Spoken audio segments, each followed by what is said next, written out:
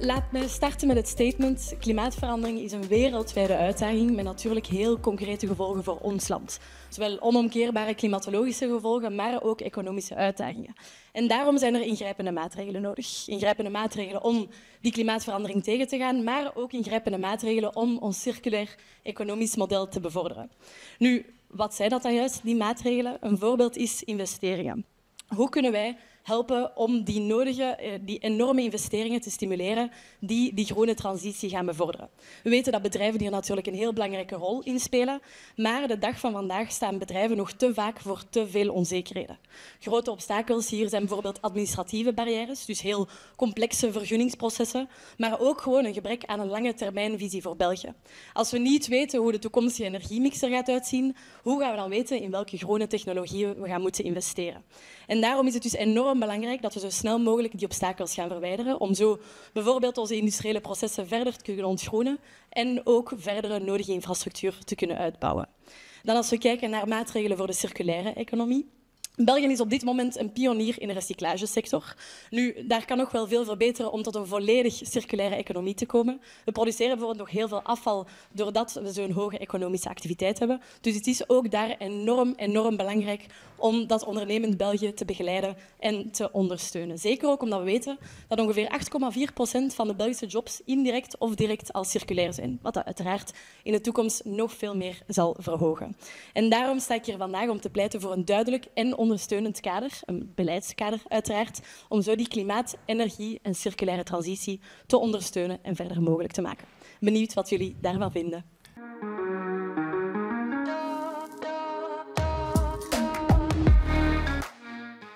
Aan mijn linkerzijde, Jong Groen, Jeunes et Maires et Génération Engagée. Jong Groen, Kay Verheijen, co-voorzitter van Jong Groen. 7e opvolger op de Europese lijst. Ja, inderdaad. Klopt, hè. Laura Hidalgo, présidente des Jeunes et Maires. Et j'ai lu, c'était hier en fait, que la liste a été... 4e effective à l'Europe. Voilà, félicitations, c'est une belle place. Et Génération Engagée, Ismaël Nuino, président aussi. Oui. Vous avez quelle place? J'ai pas noté. Je suis premier suppléant aux élections fédérales ici à Bruxelles. Oké, très bien. Merci. Goed, ik ga jullie die twee dingen hier voorleggen. Hè. We hebben gehoord, is klimaat en energie het belangrijkste thema van de verkiezingen? Le climat et l'énergie, est-ce que ce sont les priorités pour vous, pour les prochaines élections? En hoe willen jullie bedrijven investeren, helpen liever in de grote investeringen die ze moeten maken om die klimaatdoelstellingen te halen? Donc les grandes entreprises, comment le gouvernement va les soutenir pour les grands investissements qu'il doit faire? 1 minuut 30, proberen jullie daar aan te houden, dan hebben we meer tijd voor het debat. Oké, go. Ja, ik ben eigenlijk heel blij met de uitslag van de stemming daarnet. Ik twijfelde of het zo zou zijn, maar dus ik ben blij dat, dat heel veel mensen in zaal eigenlijk volgen wat wij ook vinden. En dat komt eigenlijk omdat, het werd net ook gezegd, het is gewoon een allesomvattende uitdaging en daarom ook gaat het voor ons themabreed. Er is eigenlijk geen enkel politiek thema waar klimaat geen impact op heeft. Zelfs thema's die er misschien traditioneel niet super top of mind zijn, zoals migratie. Ook daar is er een heel zware klimaatimpact. We zijn hier om het te hebben over economie, over ondernemen. En het klopt natuurlijk ook wat hier gezegd wordt. België is nu pionier. Heel veel bedrijven hebben echt een voortrekkersrol. En die moeten we kunnen behouden. Dat kunnen we alleen behouden als we op alle mogelijke manieren van de ecologische keuze de meest logische en dus ook de goedkoopste keuze maken. En dat geldt voor burgers, maar dat geldt ook voor ondernemers. De overheid heeft echt een verantwoordelijkheid om een heel duidelijk kader uit te tekenen, zowel op korte termijn, want eigenlijk 2030, het thema van vanavond, is er eigenlijk al bijna. Maar zeker ook 2040, 2050, zodat er investeringszekerheid is. En daarom is het werk dat Tinne gedaan heeft op energie heel belangrijk. Maar ook op andere vlakken, want ondernemingen moeten weten, één, waar gaan we naartoe, maar ook hoe gaan we daar geraken. En ook daar heeft de overheid de plicht om zowel te ondersteunen op vlak van kennis en know-how en om die research en development wel echt te ondersteunen van onze pioniers die we nu hebben. Maar ook om kleine starters die goede ideeën hebben, om die ook omhoog te duwen. En om die ook alle kansen te geven om eigenlijk misschien de oplossingen van morgen uit te denken. Dus de overheid heeft echt een heel belangrijke verantwoordelijkheid om die ecologische keuze voor iedereen de meest haalbare, makkelijkste en betaalbare te maken. Want, ik zeg het, de klimaatcrisis is allesomvattend en we gaan eerlijk klimaatbeleid moeten voeren dat iedereen meeneemt om ze op te lossen. Dus daar zijn al onze voorstellen om rond opgebouwd. Oké, goed, dankjewel. Oké, Laura, Oui. quel est votre point de vue là-dessus? Mais bien sûr, qui dira en fait que ce n'est pas la priorité, le climat et l'énergie actuellement, et surtout pour la jeunesse. On les a vus dans les rues pendant plusieurs mois et aussi en Europe entière. On est sensibilisé sur la question. Au niveau des jeunes MR, ça fait déjà quelques années qu'on fait des congrès sur la thématique et qu'on défend en fait le climat et l'environnement. On a plusieurs positions. Moi personnellement, ce que j'apprécie en fait de la jeunesse, c'est qu'elle s'est mobilisée énormément sur le climat et l'énergie, et aussi les entreprises. Au niveau des jeunes MR, on visite énormément d'entreprises, on fait des visites de terrain et on discute. Et c'est vrai que c'est une des priorités pour eux et aussi une préoccupation parce que l'électricité, par exemple, on l'a vu avec la guerre en Ukraine, je ne sais pas si on en parlera, mais quand on a vu l'explosion des factures, ça a aussi impacté énormément les entreprises et aussi les concitoyens. Et nous, aux MR et aux jeunes MR, ce qu'on défend particulièrement, c'est le mix énergétique et particulièrement le nucléaire. Chance, on va dire, et je ne veux pas faire d'attaque par rapport à mes autres partenaires, parce qu'on est ici dans la bienveillance, mais grâce au président de parti, Georges Louis Boucher, c'est vrai qu'on a pu défendre le nucléaire et on a vu en fait que c'était le nucléaire qui était important face à ce qui se passe sur la guerre en Ukraine et vis-à-vis de notre dépendance aussi énergétique qui est importante. Il y a aussi, comme on l'a dit, on est pionnier dans tout ce qui est déchets, dans l'économie circulaire. On doit y continuer. Et je suis fière aussi de voir que la Belgique est pionnière par rapport aux autres pays européens. Je suis espagnole et italienne d'origine. Donc je vois aussi dans ces pays-là que ça prend du temps d'être sensibilisé sur ces thématiques de recyclage et qu'en Belgique, on est pionnier. On a vu aussi, oui, peut-être c'est le timing qui est limité. Le timing est limité, mais on a encore le débat après. D'accord. Ça vous va? Ok. Ouais. Ismaël, votre point de vue, génération engagée, par rapport au climat et...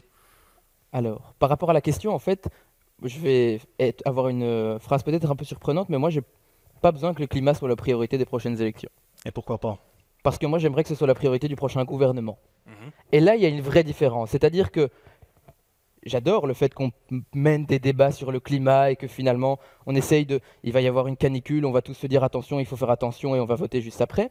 Mais l'enjeu aujourd'hui, ça va être de prendre des décisions. Parce que les 5 dernières années, on n'a pas avancé sur la lutte contre le réchauffement climatique. Par rapport aux accords de Paris, quand on regarde nos émissions de gaz à effet de serre, quand on prend celles qui sont importées également, elles ne cessent d'augmenter. Et donc aujourd'hui, la lutte contre le réchauffement climatique, c'est la révolution de notre génération. C'est celle dans laquelle on va absolument devoir s'engager. Et donc j'aimerais qu'on n'en fasse pas simplement une priorité pour les élections, mais bien pour le gouvernement, parce que c'est là qu'il doit y avoir des actions concrètes. Ça tombe très bien que je puisse parler de ce sujet, parce que chez les engagés, on a développé un plan énergie-climat. On travaille sous forme de plan parce qu'on pense que ces grandes thématiques, elles doivent être abordées sous forme de transversalité. Ce n'est pas simplement une proposition one-shot ou l'autre qui va faire qu'on va tout changer. Ce n'est pas en disant on aime le nucléaire, on déteste le nucléaire, on aime ci, on aime ça, que ça va changer les choses. Et donc on a tout un plan. Je vais essayer de prendre 2 propositions concrètes pour essayer de vous le présenter. La première, c'est sur l'enjeu mondial. Le climat et le réchauffement climatique ne s'arrêtent pas aux frontières de la Belgique ou de l'Europe, et donc on doit avoir un vrai plan au niveau mondial. C'est là que c'est le plus complexe de faire avancer les choses politiquement. Et on propose de revoir les mécanismes de taxes aux frontières, de taxes carbone aux frontières, le CBAM, pour permettre en fait de décourager la délocalisation des industries. Malheureusement, c'est ce qu'on a beaucoup vécu, en Wallonie particulièrement, mais en Belgique, le fait que des industries polluantes et lourdes partent de notre sol. Youhou, ça fait qu'on pollue moins en Belgique, mais elles vont ailleurs où les conditions sociales et climatiques sont plus mauvaises. Ce qui se passe, c'est qu'ils produisent ailleurs, les entreprises en fait un bénéfice plus important, ailleurs de l'Europe, donc en Chine, en Inde, des pays où malheureusement les contraintes climatiques sont moins importantes, et finalement on réimporte tout ça. Okay, ce qui fait que c'est plus... Et deuxième point, la deuxième proposition, c'est la question démocratique, sur comment on va faire pour avancer en tant que société sur la lutte contre le réchauffement climatique. Et donc pour y arriver, ce qu'on propose, c'est la mise en place d'un référendum sur le climat, pour avoir un vrai débat autour de ça, et que les mesures qui peuvent être impopulaires parfois puissent être prises, parce qu'on aura dit, tous ensemble, collectivement, on a décidé d'y aller, et le Fit for 55, c'est pour demain. Oké, bij een referendum, je vais faire un referendum ici. Oké, als er één ding is wat je nu zou willen doen tussen nu en 2030, wat is dan jouw keuze om onze klimaatdoelstellingen te halen en tegelijkertijd te zorgen dat we wel competitief blijven? Wel, het is misschien raar, maar we gaan eigenlijk terug naar daarnet, want ik denk dat een fiscale hervorming heel belangrijk is. Welk vlak? We gaan moeten hervormen, ja, op alle vlakken, maar als we hervormen richting we geven nu heel veel geld aan bijvoorbeeld subsidies voor fossiele brandstoffen. En we weten allemaal in deze Kamer, dat is niet waar dat we voor 2030 en 2040 naartoe moeten. Als we al dat geld kunnen hergebruiken, eigenlijk, hè, zoals we ook moeten doen in de circulaire economie, als we dat geld kunnen hergebruiken voor investeringen van ondernemers die wel heel veel toekomstvisie hebben en die zeggen, weet je, die fossiele brandstoffen, wij zitten daar nu misschien in, maar we willen daaruit. Of onze processen zijn nu heel vervuilend of nu heel zwaar, maar we willen daaruit. Daar zit enorm veel geld in om die omslag te maken. Dus dat geld gaan gebruiken dat geld, dan? Inderdaad. Okay. Het moet van fossiele brandstoffen, wat alles verwoest, naar groene energie en andere groene processen. Ok, j'ai entendu le nucléaire. Est-ce que ça veut dire d'ici 2030 des nouveaux centrales nucléaires? On a des SMR aussi, ce sont des petites centrales nucléaires, c'est ça que vous voulez? C'est ça qu'on veut et qu'on défend chez les jeunes MR. On a eu un congrès il n'y a pas longtemps où on a défendu les SMR, comme vous le dites. Il faut faire un mix énergétique, on l'a bien vu. Mettre, en fait, comme on le dit, le terme, mettre tous les œufs dans le même panier, ça n'est pas bon. Et c'est pour ça que nous, on défend le mix énergétique. J'aimerais juste revenir chez mon collègue qui dit qu'on n'a pas assez avancé sur l'énergie.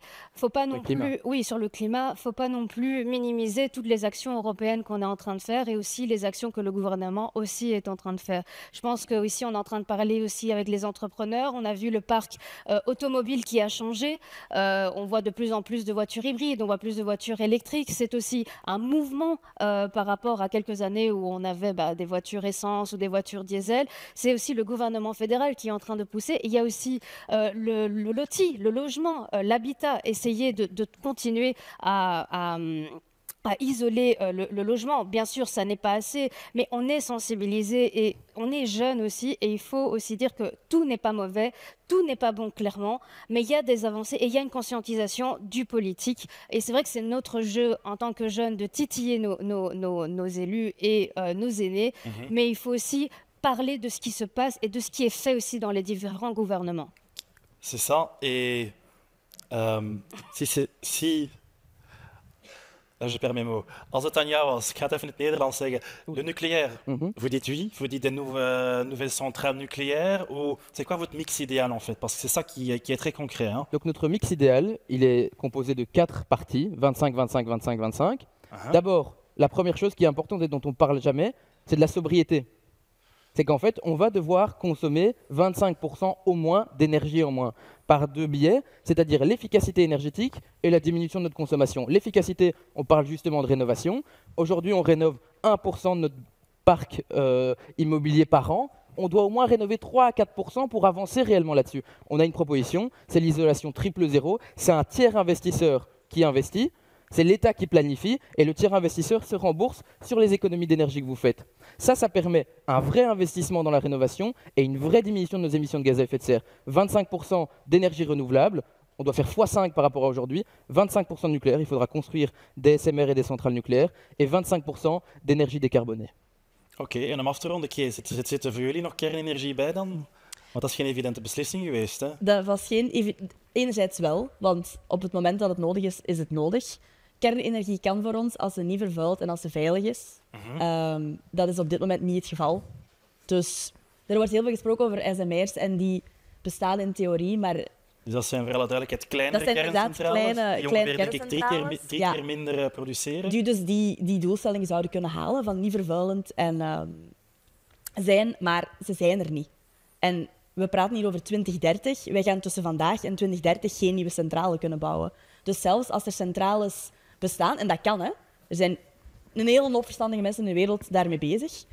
Dat kan dat die er misschien gaan bestaan, maar op het moment dat we ze nodig hebben, hebben we ze niet. En we hebben wel windenergie, we hebben wel zonne-energie. Die bestaan nu, die worden elke dag beter, die worden elke dag efficiënter, die worden elke dag goedkoper. Dat is de enige energiebron die nog goedkoper wordt. Het zijn de hernieuwbare. Dus nucleaire energie, oké, maar vandaag hebben we ze niet. En vandaag hebben we de omslag nodig.